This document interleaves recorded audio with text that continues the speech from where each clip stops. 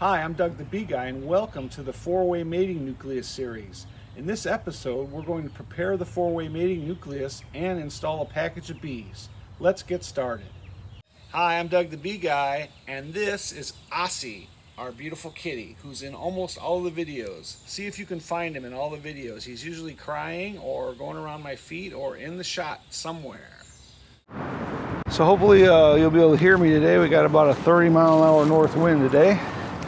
But this is one of my favorite spots for my mating nucleuses.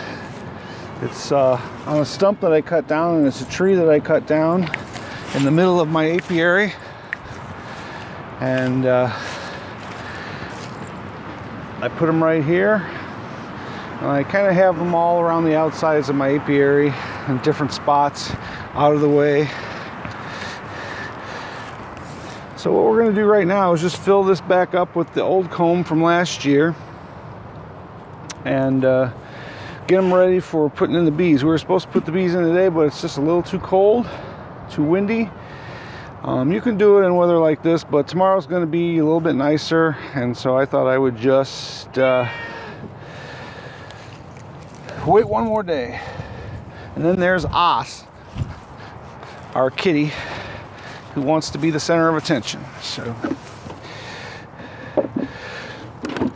but as you can see here, here's the ones I had last year. I used a kind of a fiber board or something, and it absorbed too much moisture, and they got wet, and it was not good. But it was some free stuff that I had from a bed frame, and I thought I would use it, but it just didn't work out. It got too wet. So I'm back to the normal beehive wood. As you can see, these combs are really nice. They're built out. They had honey, they had brood, and when we dump the bees in here tomorrow, which I'll show you, they're going to go right to work on that as soon as they release their queen. So each one of these quadrants gets 4 of these half frames, which we showed you how to make. And of course, when you start out, you won't have comb, but they build it pretty quickly in these little quadrants. Here's one with a little pollen left, so I just kind of distribute these. Here's another one with some pollen, so I'll put that one in a different one so that there'll be a little bit of food. And I'm only going to put 4 in here because the 5th one I actually start a brand new one on foundation, because I leave a space in the frame. I only make a piece of foundation this big, and I leave a space there, and that's where I put the queen cage. And that way she's secure, and I put her inside there.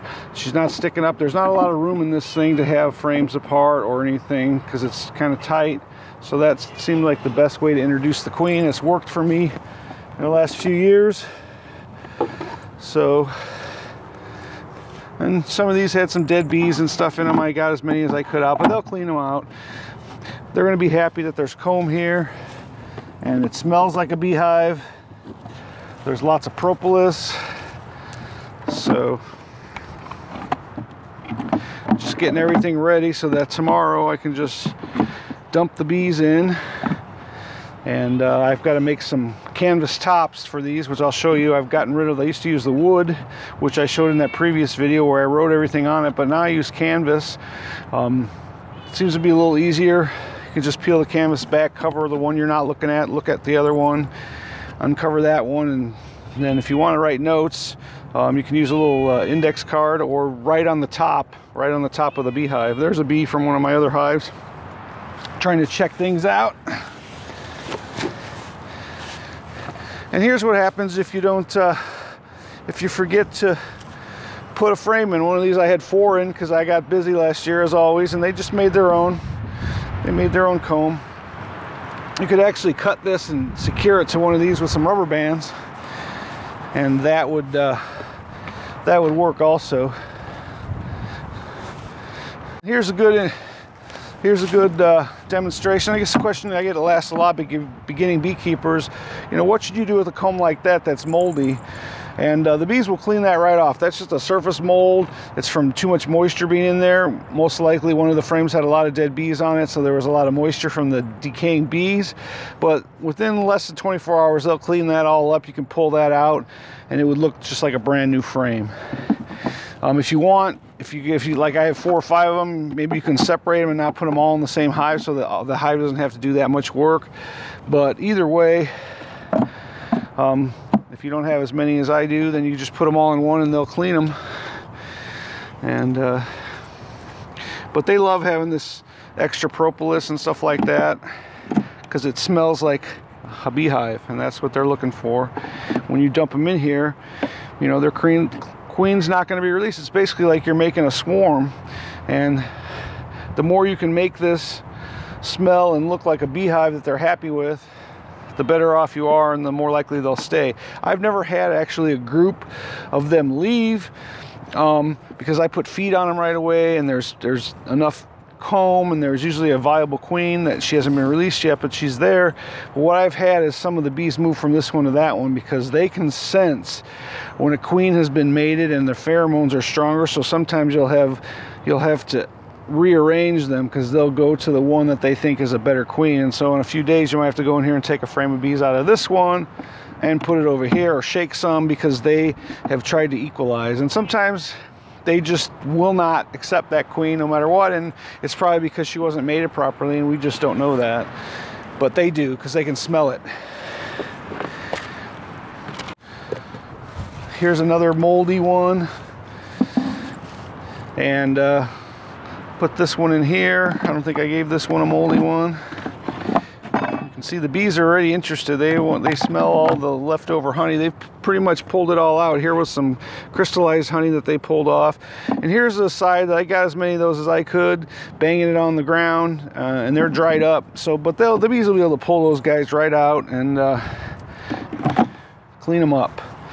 So that's kind of, and here's one that I couldn't salvage. It just had too many dead bees, and it broke when I was whacking on it because it wasn't secure. It didn't have foundation. It was, or it didn't have plastic foundation. It was one that I put in. I did a variety of things last year. I did some with foundation, some with plastic, and some with nothing to see what was the best. And for me, it was the plastic foundation. Seemed to be built out faster than anything, and it's also a little hardier when you go to clean it out. So like this one here had a little spot that cracked off, but they'll build that right back up. But there's not a big hole in it because there's plastic foundation in there.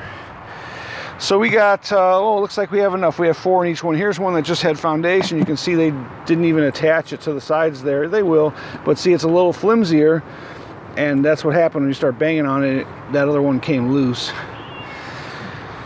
So that's why I was saying you could, whoa, the wind is blowing. I might have just broke that, but you could definitely take something like this and cut it and insert it in here with some rubber bands, and they'd take that and they'd be happy with that. And they'd work that up, no problem. So that's all we're gonna do with that. We'll add that 4th frame tomorrow. When we put the bees in, it'll have a queen on it. And we'll dump the bees in, and I'll show you how we fill this up with 1 package of bees and 3 extra queens. We create 4 little mating nucs. All right, so we have another 4-way mating nuc here.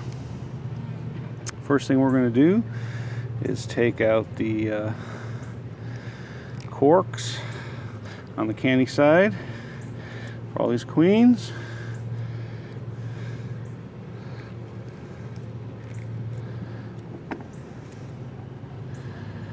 And we're checking as we're doing that to make sure all the queens are live and vigorous. They're running around in there. They're not lethargic or anything.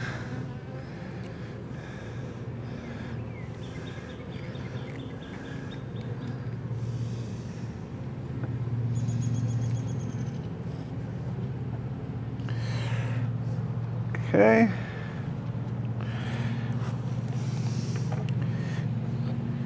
Now we're going to attach these to one of the frames in here. Let's best if you can cut a section out, or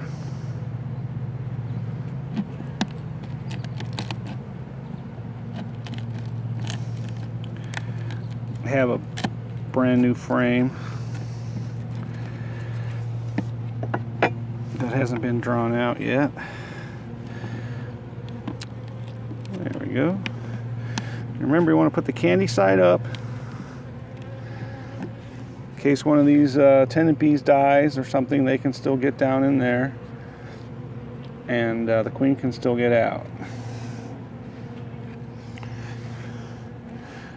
That one in there.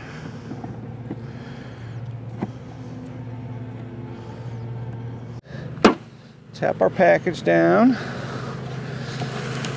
Pull out our can.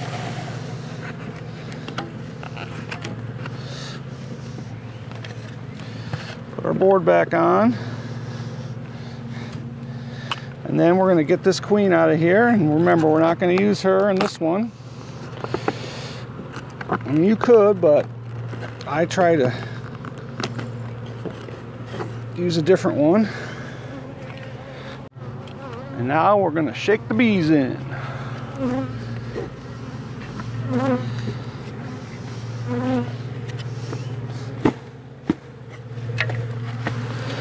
A little bit in each one.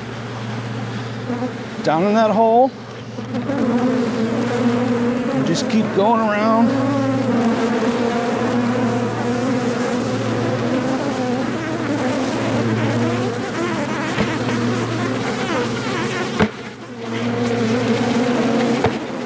See, they're a little feistier today because it's about 75 degrees. Best to do this when it's a little chillier, but not a lot we can do. Now we're going to put our combs in.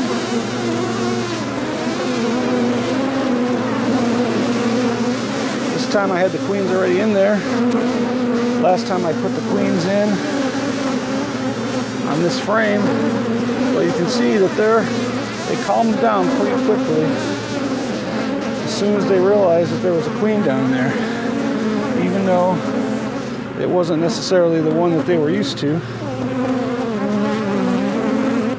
There was one, and that's what they want. They want to know that they have a queen and that everything is okay. So there we go, we have our bees in. We'll put our piece of canvas on, and then we'll put our feeders on, and they'll figure it out.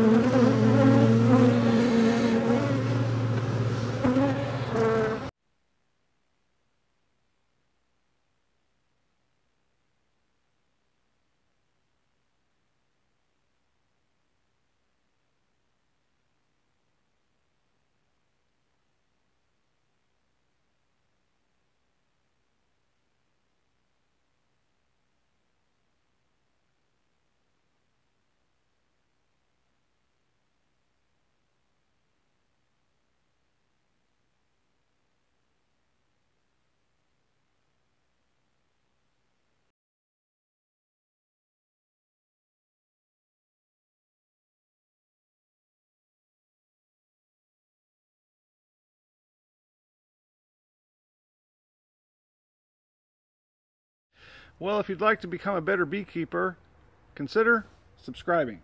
Thanks for watching.